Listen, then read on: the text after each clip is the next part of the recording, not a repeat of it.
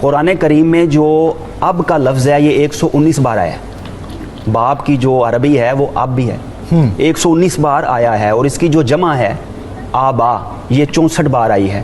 یعنی اتنی تاکید کی گئی ہے اس لفظ کے حوالے سے. اور عربی میں باپ کے لیے ایک اور جو لفظ استعمال ہوتا ہے وہ ہے والد. یہ والد جو ہے یہ 4 حروف پر مشتمل ہے. واو وفا کرنے والا, الف آبیاری کرنے والا, لام لطف فرمانے والا, دال دستگیری کرنے والا. کیا بات ہے. اور والد ایسے ہی ہے جیسے گھر کی عمارت میں دروازہ ہوتا ہے, اور اگر گھر کی عمارت میں دروازہ نہ ہو تو چور ڈاکو داخل ہو جاتے ہیں. بے شک. والد کی مثال ایسے ہی ہے جیسے گھر کی عمارت میں ستون ہوتا ہے. اگر عمارت میں ستون نہ ہو تو عمارت کمزور ہو جاتی ہے. والد کی مثال ایسے ہی ہے جیسے گھر کی عمارت میں چھت ہوتی ہے.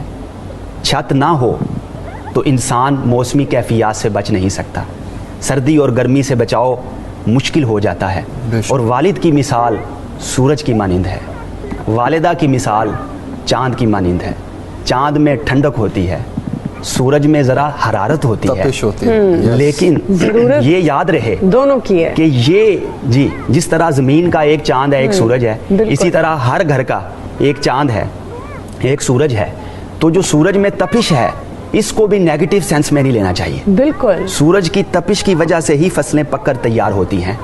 اسی طرح والد کی جو تپش ہے یا جلال ہوتا ہے, بعض اوقات غصہ ہوتا ہے اولاد پر, اس کی حرارت اور تپش کی وجہ سے اولاد کے حسن اخلاق کی فصل پک کر تیار ہوتی ہے. بے شک بے شک. اور سورج نہ ہو تو ہر طرف اندھیرا چھا جاتا ہے, بہت اچھی. اور اگر والد نہ ہو تو گھر میں غموں کے اندھیرے چھا جاتے ہیں. اور چاند اگر روشنی بھی لیتا ہے رات کے وقت, میں مس نہ کر دوں یہ لائن کہ وہ بھی سورج سے ہی لیتا ہے. بڑی خوبصورت مثال اور والد کی عظمت کے حوالے سے